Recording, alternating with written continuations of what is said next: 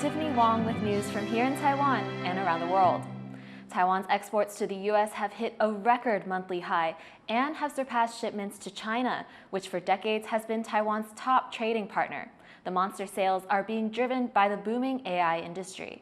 Joyce Tseng is following the story for us from Taipei. Joyce, we're looking at almost $12 billion worth of exports. That's right, Tiffany. Taiwan's exports to the U.S. for the month of August this year hit $11.8 billion. As you said, that's a new monthly high. If we take a look here at shipments to the U.S. over the past year, we see this steady rise. Meanwhile, Taiwan's latest export figure to China stands at about $8.6 billion.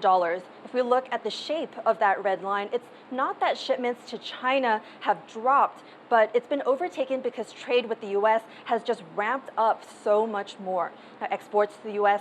first surpassed those to China last December, and it's just steadily grown since then. Now, what's significant about this latest monthly high is that it beats the monthly record of exports to China ever. Now, this is largely driven by artificial intelligence, a sector which economists note is extremely high in value. Since last year, the U.S. is the largest trading partner for Taiwan, so it's only a confirmation that that's the trend. The main reason is AI chips, because in value they are huge. Maybe if we looked at volume, it would be very different. It's confirming and I would say even deepening Taiwan's kind of monosectoral economy. Yeah, it is chips and chips and chips, just that more valuable chips. Now, there is concern that Taiwan's economy may be too reliant in this one particular sector in the long run. But for now, given that AI is the hot commodity, economists are still positive for Taiwan's outlook. So Joyce, it looks like Taiwan's tech sector is the one to watch then? Right, Taiwan is benefiting from the U.S.'s AI boom. It's leaning into its advantages in high-tech sectors. U.S. giants like NVIDIA, AMD, Apple, they're all pushing new AI products, and they need Taiwan for that. We've just seen Apple launch its new iPhone 16, for example, with more AI capabilities, and this is all reflected in the numbers. If we focus in on this category here, automatic data processing machinery, this is still a broad category within computers, but importantly, it includes things like CPUs. Those help computers process more things at a faster pace, and this is what AI demands. Taiwan's exports to the U.S. in this category in August were worth $5.9 billion, dwarfing its exports to China, which were a mere $39 million. The bar barely shows up there in comparison to the U.S. Again, more signs of shifting trade patterns for Taiwan and the gap between the U.S. and China in this critical sector. Thanks for that analysis, Joyce. That was Joyce Tseng reporting live from Taipei. At least 64 people have been killed and hundreds injured in Vietnam after Typhoon Yagi tore through the country, triggering floods and landslides. A major bridge collapsed in the country's north, with dashcam footage showing the moment drivers plunged into the river below. According to local media reports, 12 vehicles were carried away. The storm is the strongest to hit the country in decades, leaving millions of homes and businesses without power. Before hitting Vietnam, Yagi killed at least 20 people in the Philippines and 4 in southern China. For many people left in Yagi's wake, the grim task of rebuilding their lives is just beginning. Rosie Greninger has the story of one Vietnamese woman whose business has been left in ruins. 45-year-old Nguyen T. Tom returns to what's left of her restaurant by the popular Halong Bay. Once filled with tourists, it's now in ruins after Typhoon Yagi ripped off its roof as it slammed into northeastern Vietnam. Nói chung là mất hết anh ạ, không còn gì cả. Tại vì nhìn xung quanh mọi người cũng mất hết, nhưng mà mất hết thì cái tài sản nó sẽ khác với em. Cũng không ra, mình có buồn cũng không dám nói. Không dám nói là lúc nào cũng nói là mình khổ thế này cũng không được, thì thôi cố gắng. With winds of 203 kilometres per hour, Typhoon Yagi destroyed infrastructure across the country, ravaging thousands of local businesses and triggering landslides and floods. Damages are estimated to reach $100 million. For Nguyen, Yagi was a devastating blow. She'd borrowed money from friends and family to invest in the restaurant, so she could welcome tourists back after taking a major financial hit during the COVID pandemic. A week before the typhoon struck, she also bought audio, video and lighting equipment that cost around $120,000 to facilitate big events. Now all destroyed. Chắc chắn là trắng tay anh ạ, bởi vì là bọn em là vốn là đi vay hết. Vốn là vay hết hoàn toàn và giả nợ cũ còn chưa giả hết. Thì bây giờ lại thế này tiếp thì là chắc chắn là trắng tay rồi. Không còn gì nữa. Không thể khóc mà cũng không biết làm thế nào được nữa. Nó quá đau. The pain is doubled because this restaurant was not only Nguyen's sole source of income, but it served as a home for her and her 2 daughters. Together with the help of other locals, they've begun the clean-up. And with no other option, she's vowed to try and bring the eatery back to life. Em vẫn sẽ tiếp tục làm. Trừ khi là em không còn sức khỏe nữa hoặc là em không có khả năng không thể đi lại được nữa thì phải chịu. Rồi em sẽ làm đến khi nào mà cứ làm. Nhiệt huyết trong con người của em không bao giờ là dừng lại. Authorities estimate it will take at least 1 month for businesses to rebuild and begin to reopen their doors. But with the structure of Nguyen's restaurant barely intact, there could be a much longer road to recovery.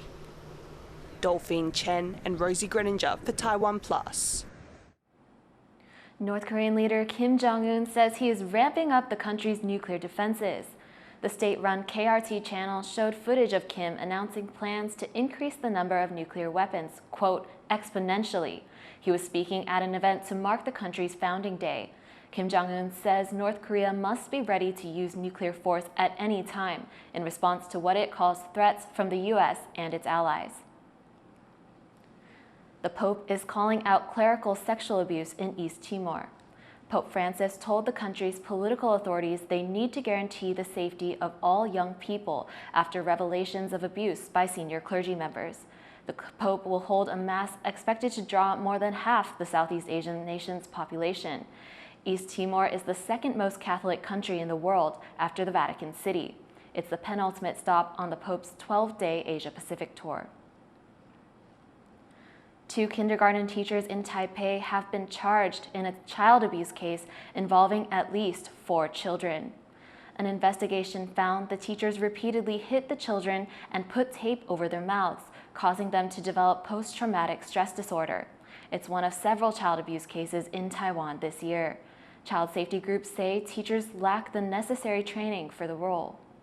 1对多的一个照顾，老师在辅导的行为上面是必须要有技巧的。因此，我们在近期的这些儿虐案件来看到呢，其实老师都挺缺乏这个所谓的正向辅导跟管教的一个经验。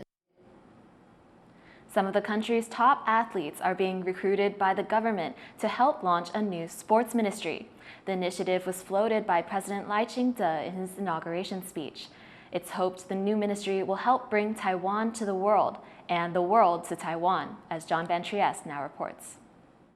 Judo champion Yang Yongwei spars with students at National Taiwan University of Sport. He's here to promote sport as Taiwan marks National Physical Education Day.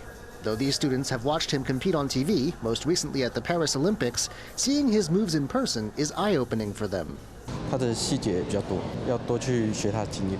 Taiwan hopes to train students like these into the next generation of sporting greats. 是希望他可以指导一些这些学弟学妹，有时候我们讲的教学相长。 But the government thinks training sessions like this aren't enough. It wants to replace the existing sports administration with a full-blown sports ministry that will promote athletic excellence and promote Taiwan's global presence in other ways, like winning the right to host big sporting events. President Lai Ching-te first came out with the idea in May during his inaugural address, and there are signs it could be founded next year. As Yang practiced with students, other big sporting names, including Olympic gold medalists Lin Yuting and Li Yang, met with Premier Zhou Rongtai. They've been named members of a committee to set up the ministry. Zhuo says officials want to know what those who've been on the podium think about the project. 在内对今天的咨询小组都非常的重视，我们也都希望能够在尽快的时间内来看到、来听到我们咨询小组对政府的提出的种种的建议。 The government hopes the new ministry will promote exercise, but also put Taiwan in the global spotlight as the home of world-class athletes and the host of world-class competitions. Klein Wong and John Van Trieste for TaiwanPlus. A Taiwanese woman living in France has opened a shop offering a taste of Taiwan. Her store fosters a sense of community among Taiwanese people in Paris and helps share the country's culture by way of people's stomachs. Leslie Liao reports from France.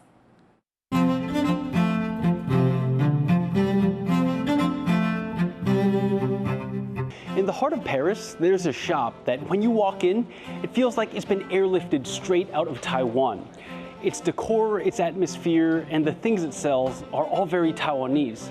But the owner specializes in one particular Taiwanese snack, wheel cakes, and it's bringing this Taiwanese favorite to everybody in the French capital.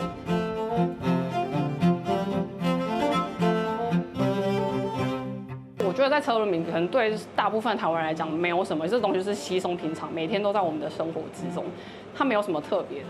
可是当你离开台湾超过10年的时候，这其实就是我的小确幸。 Owner Qiao Wei is from Taichung in central Taiwan. After studying French, she packed up and moved to France, hoping to prove herself far away from home. 其实我有点反骨，就是我妈妈小时候就跟我说啊，你念法文你找不到工作的，然后我想说我就找给你看。After working in France for a few years, Qiao Wei wanted to leave the rat race and do something more fulfilling. 我那时候很想回台湾，但是因为我已经结婚了，然后我也不能说任性，我想要回台湾就回台湾，我还要顾虑到我先生。After a trip back to Taiwan, she decided to bring a little part of her first home to her new one in France. 所以我那时候就觉得，那我回来后，我想要创造一个空间，就是这个空间是给我的，甚至是给一些在这里生活很久的台湾人，就是感觉好像是家的那种记忆中的感觉。Qiao Wei stayed in Taiwan to learn the art of making wheel cakes and to purchase the equipment and goods she'd need to open her store. The idea of Qiaohu was born, but planning out the venture and opening its doors proved to be another challenge. 就是在这之前，我必须要跟房东说我要做是什么，但是这个东西在这里根本就不存在，所以我必须要一直去就是说服他们。但是我前面失败了好几次，我甚至觉得我不会成功。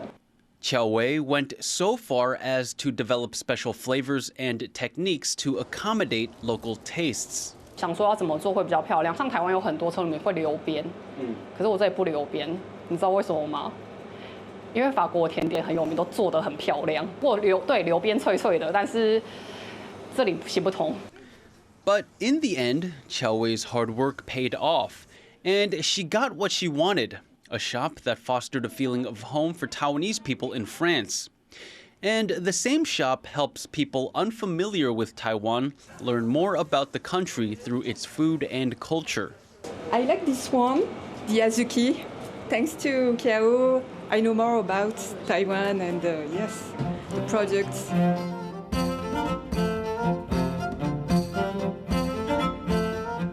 Qiaohu feels almost out of place on the streets of Paris for how distinctly Taiwanese it is. But much like its founder, it tells a tale of adventure and persistence, and is winning over Parisians with its distinctly Taiwanese charm. Howard Zhang, Leon Lin, and Leslie Liao in Paris, France for TaiwanPlus. Thank you for watching TaiwanPlus News. I'm Tiffany Wong. Take care and see you next time.